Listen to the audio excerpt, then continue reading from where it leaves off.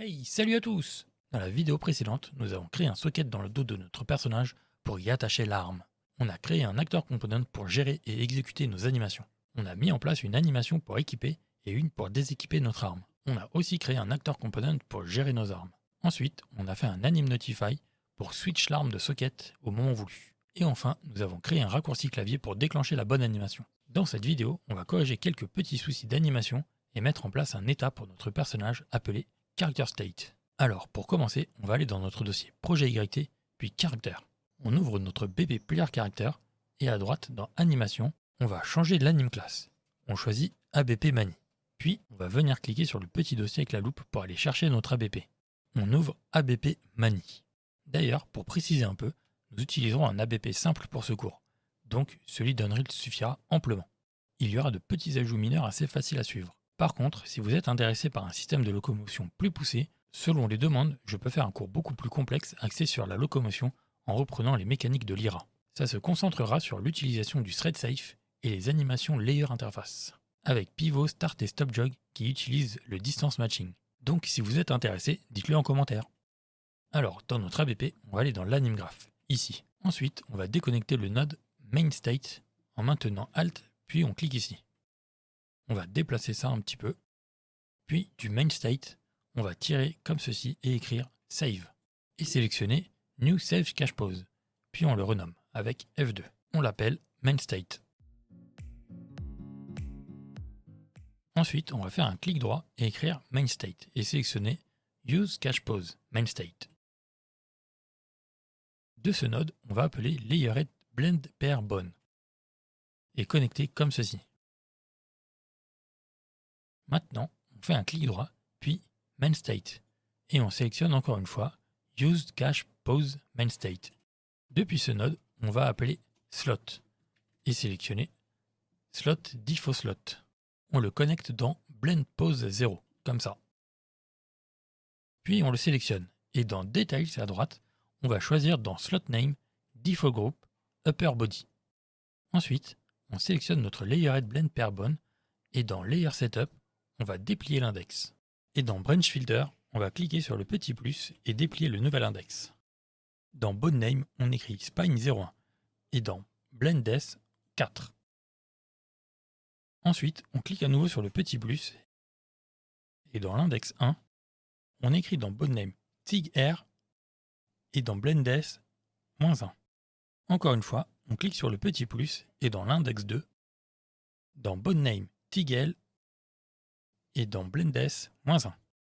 Et voilà, on peut compiler et quitter la BP pour le moment. On va maintenant dans notre dossier Projet YT, Animation et Anime Montage. On va ouvrir AM Équipe Weapon et ici, dans Défaut Groupe, Défaut Slot, on va cliquer sur la petite flèche juste là et dans Slot Name, on sélectionne Défaut Groupe, Upper Body. L'animation va se figer, mais ce n'est pas grave, il suffit juste de déplacer un peu la barre verte comme ceci et voilà, ça repart. On peut sauvegarder et on va faire pareil pour notre animation d'une équipe. Donc, retour dans notre dossier Anime Montage et on ouvre AM Unequipe Weapon. Ici, même punition. On clique sur la petite flèche ici et dans Slot Name, on sélectionne Défaut Groupe Upper Body. Et on sauvegarde. On peut quitter notre Anime Montage. Et on va essayer tout ça. On clique sur Play. Et maintenant, quand vous appuyez sur A pour dégainer en vous déplaçant, le personnage ne fait plus de surf. Par contre, on peut toujours spammer l'animation. Et on ne veut pas que cela se produise. Alors, on appuie sur Échappe et on va aller dans notre dossier Projet YT, Core, puis Enum. Ici, on fait un clic droit et dans Blueprint, on sélectionne Énumération. On l'appelle E Character State. Puis on l'ouvre. On va cliquer sur Add Enumerator jusqu'à avoir 5 lignes. D'ailleurs, j'avais oublié de vous le préciser, mais si vous avez une ligne en trop, pour la supprimer, vous cliquez juste là sur la petite corbeille. Alors, pour la première ligne, si vous vous souvenez, j'avais dit qu'il nous faut une ligne neutre ou nulle. Donc on écrit None. D'autant plus que pour notre character state, nous avons besoin d'un état neutre pour dire qu'il ne fait rien de spécial. Vous verrez, ce n'est pas compliqué à comprendre et à utiliser. Ensuite, en deuxième ligne, on écrit Attacking. Car oui, notre personnage pourra attaquer. Puis en troisième ligne, on écrit Weapon Handling, qu'on utilisera pour la manipulation de l'arme, comme dégainer et rengainer par exemple. Pour la quatrième ligne, on écrit dodging. Et oui, c'est important de pouvoir esquiver l'attaque d'un boss. Cinquième et dernière ligne, on écrit hit reaction. Hélas, ça arrive à tout le monde de prendre des coups. On peut sauvegarder et quitter notre enum. Maintenant, on va dans notre dossier projet YT, core, puis actor component, et on ouvre AC animation. On pourrait créer un actor component spécialement pour faire un character state. Mais comme on ne va pas faire un character state très poussé, cela ne servira pas à grand chose. Alors, on va créer une variable, on clique sur le petit plus ici, on l'appelle character state. Et en type, on écrit e-character et on sélectionne notre enum qu'on vient de faire. On va cliquer dessus, puis mettre notre variable en private. Ensuite, on va faire un setter et un getter. Donc, nouvelle fonction, on clique sur le petit plus ici. On va commencer par setState. On prend notre variable characterState et on la glisse ici avec Alt. Puis on relie le pin d'entrée dans la fonction comme ceci. Et voilà notre setter. On va juste renommer l'input en state. Maintenant, nouvelle fonction. On clique sur le petit plus, on l'appelle getState. On prend notre variable characterState, on la glisse ici avec CTRL pour faire un get. Puis, on prend le pin qu'on met sur notre fonction pour appeler le return node automatiquement. On relie tout comme il faut, et voilà. On rename l'output en state, on passe notre fonction en pur en cochant ici, et on n'oublie pas de compiler. On peut quitter notre actor component pour le moment, et on va aller dans notre dossier projet YT, core, puis anim notify. On va faire un clic droit, puis blueprint class. Dans all class, on va écrire anim notify state, et on sélectionne celui-là. On l'appelle ANS pour anim notify state, character state. On l'ouvre, et là à droite, on va changer la couleur. Notify color en rouge. Ensuite, dans Class Setting, ici, on va renseigner quelques petits trucs. Dans Blueprint Display Name, on écrit Character State. Dans Blueprint Description, on écrit permet de changer l'état dans lequel se trouve le caractère. Et enfin, dans Blueprint Category, on écrit Projet YT. La différence entre un anim notify et un anim notify state, c'est que l'anim notify se déclenche au moment que l'on veut, alors que l'anim notify state va avoir plusieurs déclencheurs. Au début, pendant un laps de temps qu'on va définir, et ce, à chaque tick, puis à la fin. Nous, dans notre cas, on va utiliser le déclencheur au début et à la fin. Alors, on va cliquer ici sur Override et sélectionner Resave Notify Begin. Donc, on veut qu'au début de notre notification, l'état de notre personnage change. Pour cela, on va tirer du MeshComp un getOwner. Rappelez-vous, cela appelle l'acteur qui joue l'animation en cours. De ce getOwner, on va appeler notre actor component animation. Donc, getComponentByClass et on sélectionne AC animation. Ici, on va faire une vérification pour être sûr que notre acteur a bien notre AC animation. Donc, on tire un isValid et on relie tout ça. Maintenant, on n'a plus qu'à tirer notre fonction setState de notre component. On relie au return node et comme notre state doit changer selon l'animation qu'on va jouer, alors on va faire un promote to variable sur state et cliquer sur le petit œil ici. Voilà pour le begin. Maintenant, à la fin, on veut retourner dans notre état neutre, car on va vouloir que notre personnage puisse agir et ne pas rester bloqué. Donc, on va cliquer sur Override ici et choisir Resaved Notify End. Bon là, c'est exactement la même chose que dans le begin à une petite différence. Vous allez voir. Donc, on va faire un getOwner depuis le MeshComp. Puis, depuis la return value du getOwner, on va tirer un getComponentByClass. On sélectionne notre AC animation et on fait notre isValid. Depuis notre getComponentByClass, on tire notre setState.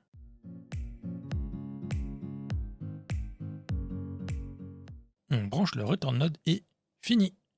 On laisse bien notre setState sur none. Ici, on peut laisser en dur, car on veut quoi qu'il arrive retourner en état neutre après avoir fini la notification. Vous allez comprendre quand on va mettre la notification en place. Ensuite, dans Override, ici, on sélectionne getNotifyName. Oui, j'aime bien personnaliser jusqu'au bout mes notifications. Alors ici, on va prendre notre variable state et faire un get avec CTRL. On branche notre state à la return value et Unreal nous sort le node de conversion automatiquement. Voilà, on peut compiler, c'est terminé.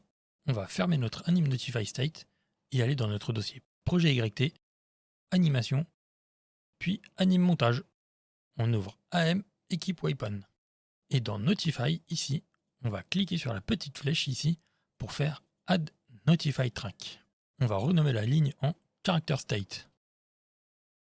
N'hésitez surtout pas à ajouter des lignes ici pour vos notifications et à tout ranger, car on peut vraiment mettre beaucoup de choses sur un anime montage, comme les déclenchements de VFX, de SFX, etc.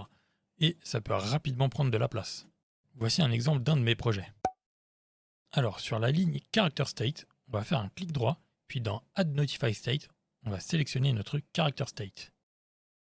Comment ça fonctionne?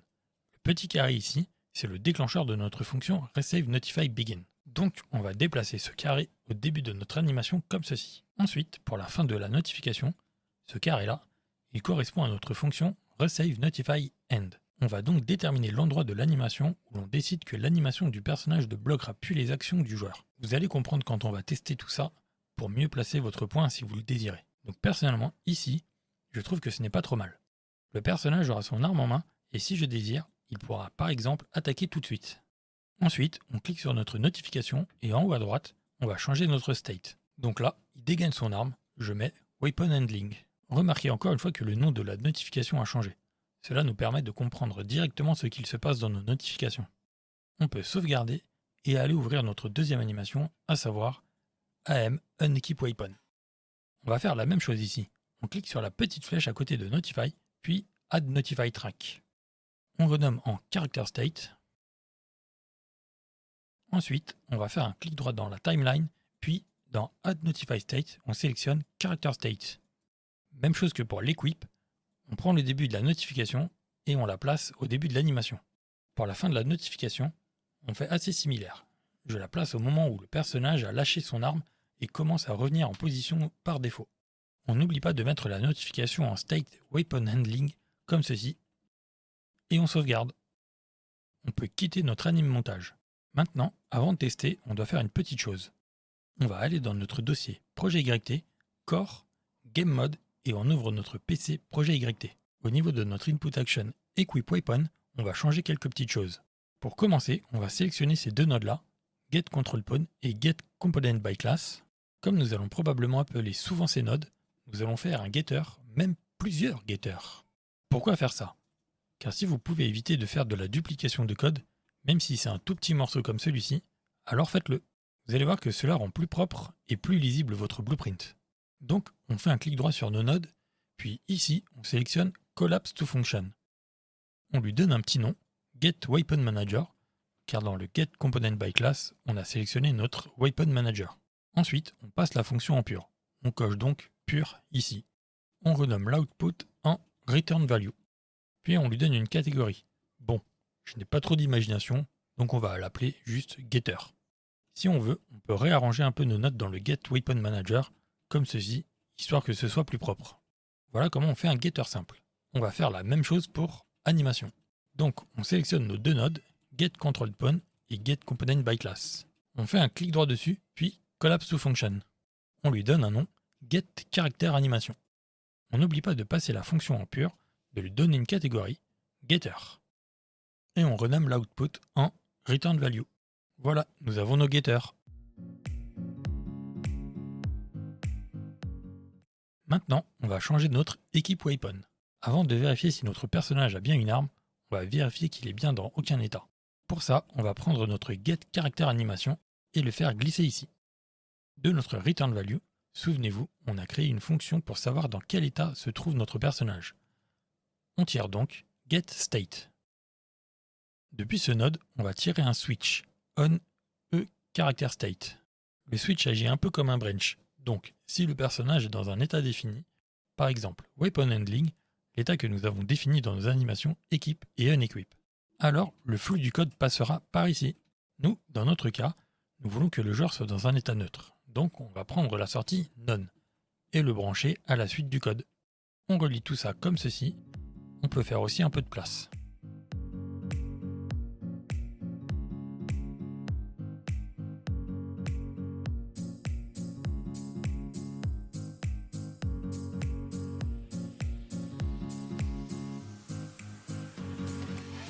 Et voilà, on peut compiler et on va essayer tout ça. On peut fermer notre PC Projet YT et dans le viewport, on va cliquer sur Play. Maintenant, vous pouvez essayer de spammer la touche A. L'animation ne bug plus. Et vous pouvez voir qu'une fois notre Notify State End passé, nous pouvons rengainer l'arme directement sans attendre la fin de l'animation si nous le voulons. Et voilà comment vous pouvez essayer de régler votre Notify State Character State. Et voilà, ce sera tout pour cette vidéo. Je pense qu'elle est un peu plus courte que les 2 vidéos précédentes, mais il y a quand même pas mal d'informations intéressantes. Dans la prochaine vidéo, on va faire en sorte de pouvoir ramasser des objets, notre arme surtout, plutôt que de la faire apparaître directement dans notre main. J'espère que ça vous aura plu. Si c'est le cas, abonnez-vous et lâchez un like. Si vous avez des questions, n'hésitez pas à les poser en commentaire. Et surtout, amusez-vous en programmant.